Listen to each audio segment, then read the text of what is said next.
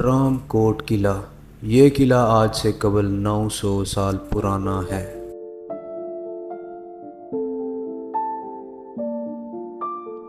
ये किला आज से कबल 900 साल पहले गखड़ों के सरदार सुल्तान सुरंग खान ने तामीर करवाया।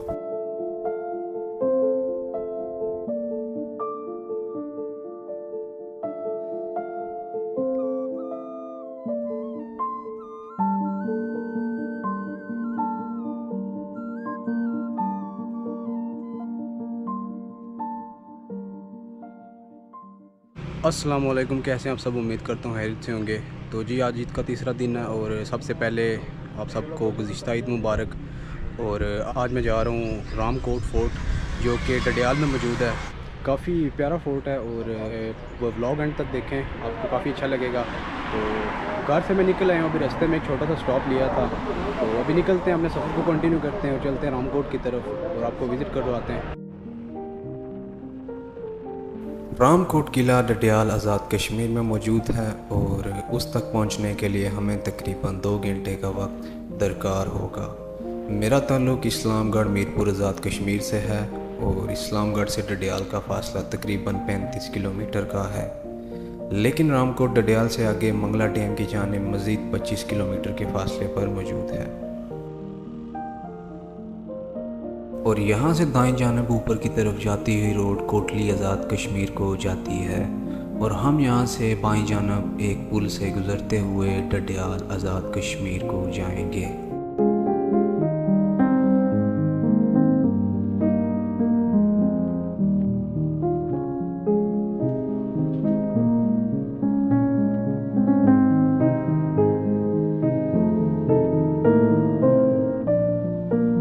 तो जिस वक्त मैंने स्टॉप लिया डडियाल व्यू पॉइंट पे, जो कि डडियाल ब्रिज के साथ ही मौजूद है। तो छोटा सा पार्क बना हुआ है, काफ़ी अच्छा व्यू है यहाँ से। और मंगला डैम जो कि इस वक्त तो काफ़ी खुश्क है, लेकिन अगर फुल हो तो यहाँ तक पानी आपको बिल्कुल क्लियर नज़र आता है। तो अभी थोड़ी देर स्टॉप लेंगे यहाँ पे और फिर निकलते हैं रामकोट की तरफ। ये चेक करें जी, ये डडियाल का पुल है और उसके अलावा ये दरिया आ रहा है ऊपर कोटली वाली साइड से, तो इसमें भी पानी की रफ्तार जो है काफ़ी तेज़ है। और अभी चलते हैं नीचे, बाइक हमने खड़ा किया हुआ उधर, तो फिर कंटिन्यू करते हैं रामकोट की तरफ।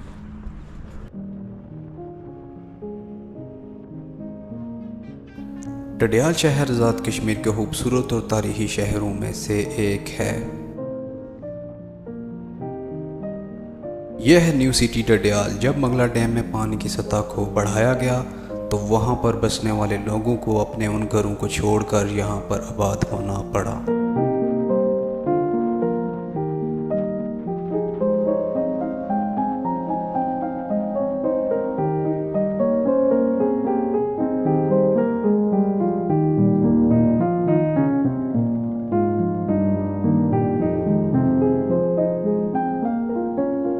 ईद की वजह से ज़्यादातर दुकानें और मार्केटें बंद हैं, लेकिन उसके बावजूद कुछ ना कुछ दुकानें खुली हैं और हम कुछ खाने पीने का सामान लेने की तलाश में पहुंचे हैं ज़मान चौक डडियाल। तो जिस वक्त मैं मौजूद हूँ मेन डडियाल के चौक में, ज़मान चौक में। यहाँ से ये रोड जो है ये जाती है रावलपिंडी वाली साइड पे और तन गली वाली साइड, और हमने जाना है इस तरफ रामकोट के लिए। तो ये मेन चौक है जी डडियाल का, ज़मान चौक। हमने यहाँ पे स्टॉप लिया था कुछ खाने के लिए, पैक करवाने के लिए बर्गर ऑर्डर किए हैं, तो बर्गर अभी रेडी हो रहे हैं। तो बर्गर रेडी हो जाएं तो फिर चलते हैं हम रामकोट के लिए।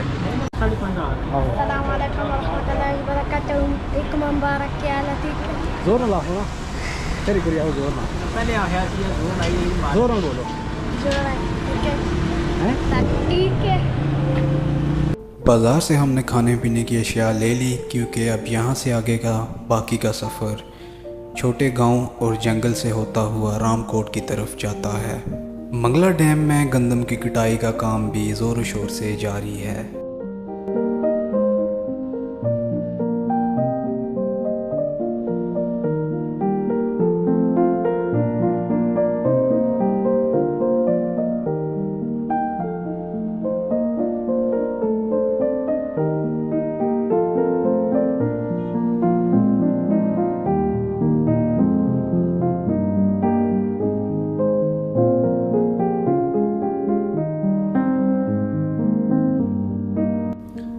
रामकोट की तरफ बढ़ते हुए रास्ते में एक ऐसा मुकाम आया कि जहां पर हमारे सेल फ़ोन का नेटवर्क ख़त्म हो गया और हमारा नेविगेशन सिस्टम बंद हो गया।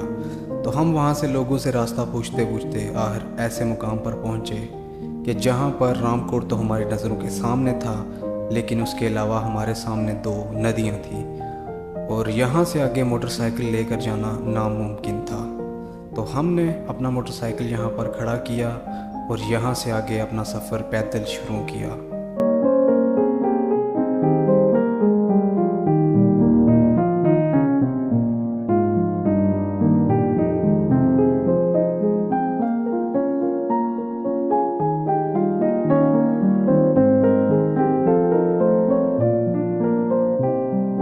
एक नदी को पार करने के बाद आखिरकार रास्ते में हमें एक दरबार मिली और उस दरबार की दीवार के साए में हमने थोड़ी देर आराम किया। आराम करने के बाद हमने अपने सफ़र को दोबारा से शुरू किया और रास्ते में हमें एक चरवाहा मिला जो कि अपनी बकरियां चरा रहा था। तो उससे हमने जब रास्ता पूछा तो उसने हमें आगे के रास्ते की निशानदेही कुछ इस तरह से की। हाँ जी सर, क्या नाम सुना? माड़ा शराब ना बेली बिठा रहे हैं। अच्छा ठीक है, तो केड़ा रास्ता जाना है रामकोट? ये पजे रास्ता तोड़ जैसी के। ठीक है, तो जी ये भाई साहब इन्होंने हमें रास्ता बताया है क्योंकि हम गलत रास्ते से आगे थे। तो शुक्रिया सर, तुसाना बड़ी मेहरबानी। और जैसे ही हम दूसरी नदी को पार करने लगे तो हमारे सामने मौजूद थी एक खतरनाक दलदल। बड़ी मुश्किल से हमने दलदल को पार किया और अपनी मंजिल की तरफ चल पड़े।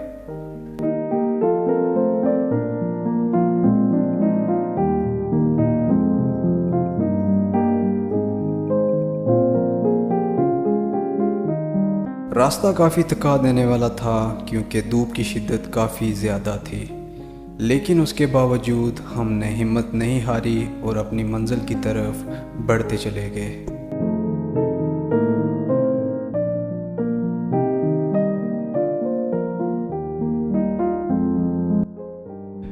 एक घंटे से ज़्यादा मुसलसल पैदल चलने के बाद फाइनली बिल्कुल किले के पास आ चुका हूँ और अभी इस दरख्त के नीचे इस बेंच पे थोड़ा रेस्ट कर रहा हूँ। तो ये स्टेयर्स हैं, कुछ सीढ़ियाँ बनी हुई हैं, इनसे ऊपर चलते हैं और ऊपर चल के विज़िट करते हैं।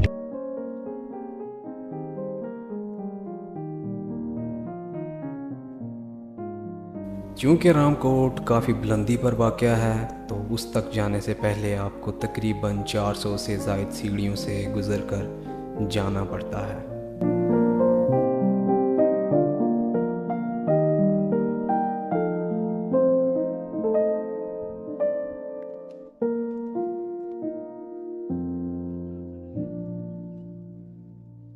और जैसे ही कुछ सीढ़ियाँ चढ़कर मैं ऊपर आया तो यहाँ पर रामकोट किला की हिस्ट्री का बोर्ड देखकर मैं काफ़ी परेशान हुआ, क्योंकि यहाँ पर लिखा था कि ये किला 1186 में गियासुद्दीन मोहम्मद ने तामीर करवाया, जबकि इंटरनेट पे मैंने रिसर्च किया और वहाँ पर लिखा है कि ये किला गखड़ों के सुल्तान सुरंग खान ने आज से कबल 900 साल पहले तामीर करवाया। अब खुदा जाने कि इनमें से सच्चाई किस बात में है।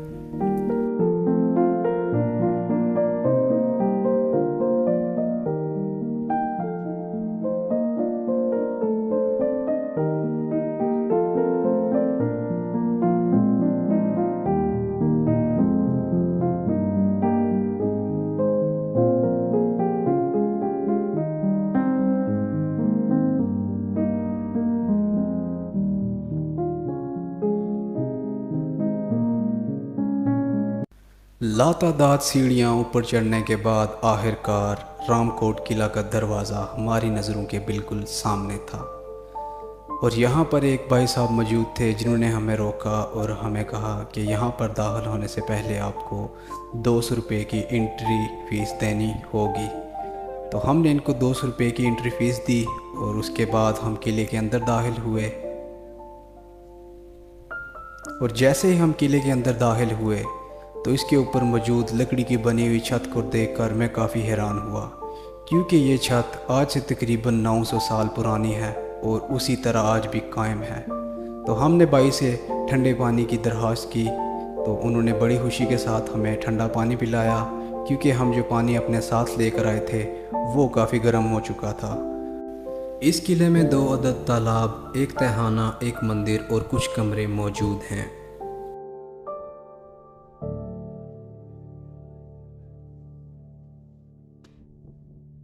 ये तालाब चौकोर है और तकरीबन 3.5 मीटर गहरा है।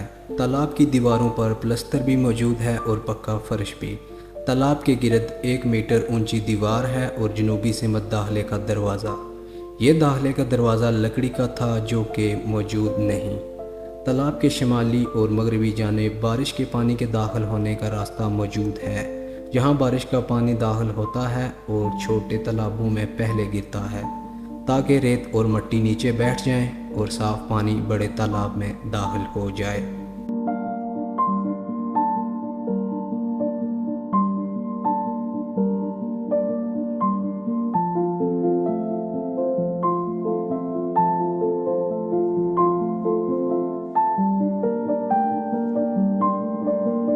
ये दूसरा तालाब है और तामीराती तौर पर ये बिल्कुल पहले तालाब की तरह का ही है।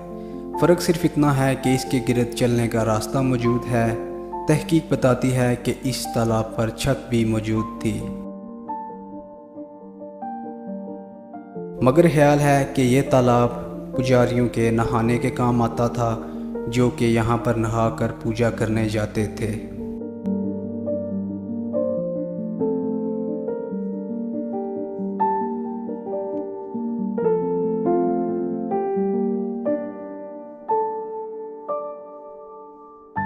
दारोगा की रिहाइशगाह। दारोगा की रिहाइशगाह शमाल में एक ऊंची सतह पर वाक़या है। इस पर पहुंचने के लिए एक सीढ़ी भी बनी हुई है। दारोगा की रिहाइशगाह 6 कमरों पर मुश्तमिल है। ये सब कमरे एक सतह पर हैं और एक कोने में तहखाना भी मौजूद है।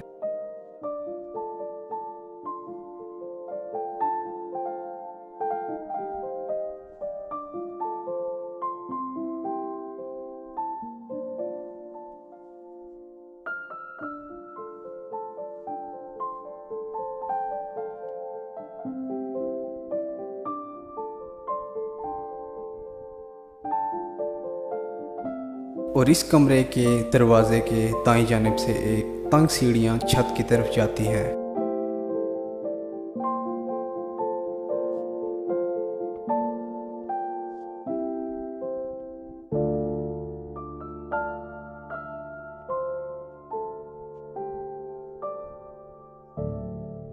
इसका छत काफ़ी खस्ता हालत में है और काफ़ी टूट चुका है।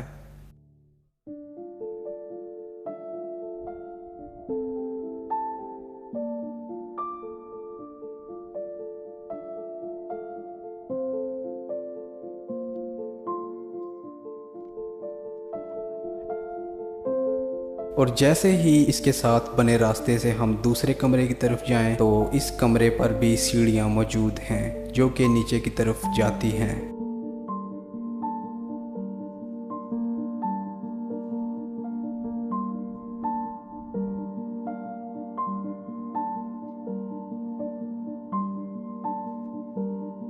इन सीढ़ियों से नीचे एक कमरा मौजूद है और उसके नीचे एक तहखाना मौजूद है, लेकिन उस तहखाने से काफ़ी बदबू आ रही थी तो हम उसकी तरफ नहीं गए। इन छोटी सीढ़ियों से नीचे उतरने के बाद एक और रास्ता बना हुआ है जो कि सीध में जाता है और वहाँ पर एक तोप मौजूद है।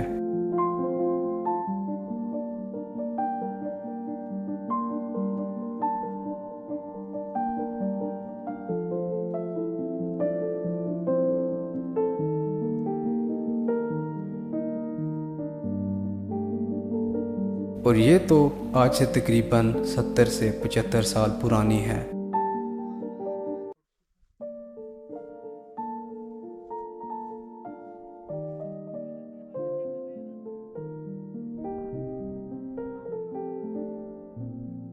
रामकोट से मंगला डैम का काफ़ी शानदार नज़ारा है।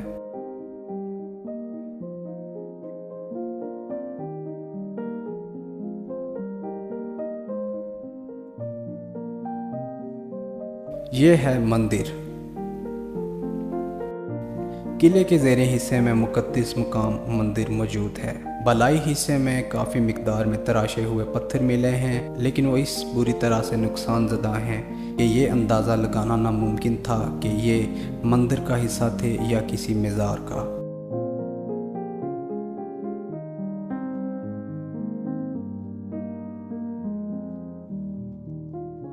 लातादाद बार खतरनाक ज़लज़ले हुए, कई बार इस किले पर हमले किए गए, लेकिन इस सब के बावजूद पिछले 900 साल से लेकर आज तक ये किला अपनी मजबूत बुनियादों पर आज भी कायम व दायम है।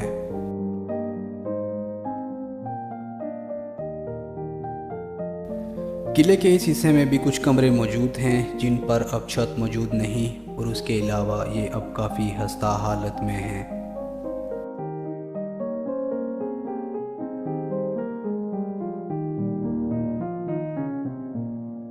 रामकोट किला आने के टोटल 3 रास्ते हैं। सबसे पहला और आसान रास्ता मंगला बोटिंग क्लब से कश्ती का इस्तेमाल करते हुए आप तकरीबन 30 मिनट में बाआसानी किला तक पहुंच सकते हैं, और दूसरा रास्ता मीरपुर से बाई रोड डडियाल तक और डडियाल से सियाक गांव से होते हुए आप किला तक बाआसानी पहुंच सकते हैं, लेकिन इस रास्ते से आपको काफ़ी पैदल चलना पड़ सकता है। और तीसरा रास्ता है दीना से आप कश्ती का इस्तेमाल करते हुए बाआसानी किला तक पहुंच सकते हैं।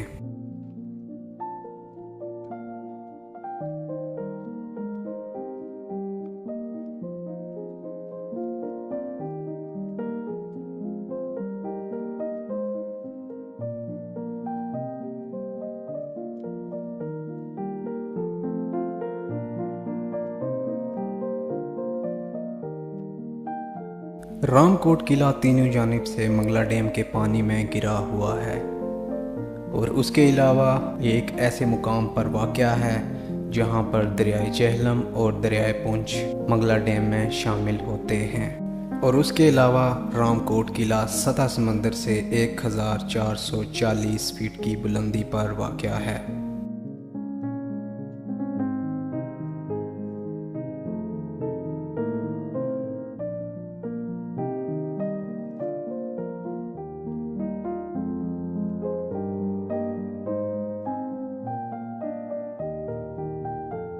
ये थी आज की एक छोटी सी वीडियो। उम्मीद करता हूँ कि आपको अच्छी लगी होगी।